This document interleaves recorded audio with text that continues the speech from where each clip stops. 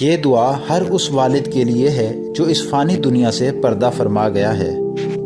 اے کائنات کے ازلی و ابدی نور، اے وہ ذات جو ٹوٹے ہوئے دلوں کا آخری سہارا ہے، آج ہم تیرے حضور ان ہستیوں کی شفاعت کے لیے ہاتھ اٹھاتے ہیں جو تیری امانت تھیں اور تیرے پاس لوٹ گئیں۔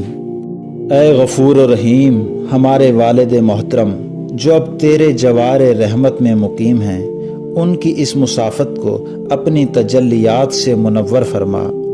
الہی، انہوں نے زندگی کا ہر لمحہ تیرے کرم اور وقار کے ساتھ گزارا، تو اب ان کی ابدی زندگی کو اپنی رضا کے لازوال انعامات سے مالا مال فرما دے۔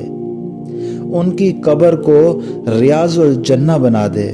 پروردگار، ان کی قبر کو جنت کا باغ بنا دے اور ان کی روح کو وہ تسکین عطا کر کہ فرشتے بھی ان کے استقبال کے لیے باہیں پھیلائے کھڑے ہوں۔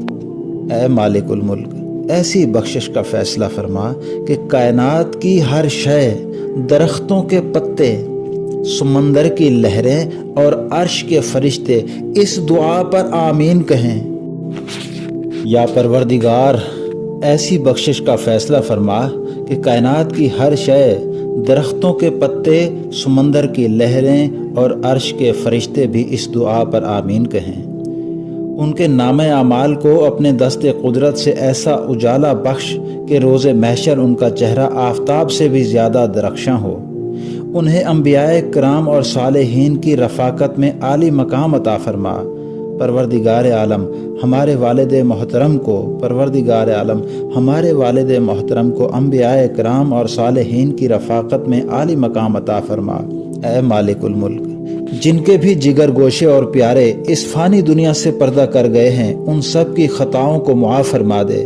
جن کے دل اپنوں کی جدائی میں زخمی ہیں، انہیں وہ صبر جمیل عطا کر جو تیری رضا پر شاکر رہتا ہے۔ پروردگار، ان تمام روحوں پر اپنی رحمت کی وہ برکھا برسا دے کہ ان کی تشنا لبی، ان کی پیاس ہمیشہ کے لیے ختم ہو جائے اور وہ تیری جنت کے نشیمن میں دائمی جگہ پائیں، دائمی سکون پائیں۔ اے عرش الہی کے مالک، اے عرش الہی کے مالک، اے عرش بری کے مالک، ہماری اس التجا کو، ہمارے ان ٹوٹے پھوٹے الفاظ کو صرف الفاظ نہ سمجھنا، بلکہ یہ ہمارے لہو اور ہماری روح کی پکار ہے۔ اسے شرف قبولیت عطا فرما اور ہمیں اس قابل بنا کہ ہم اپنے مرحومین کے لیے صدقہ جاریہ بن سکیں۔ آمین یا رب العالمین۔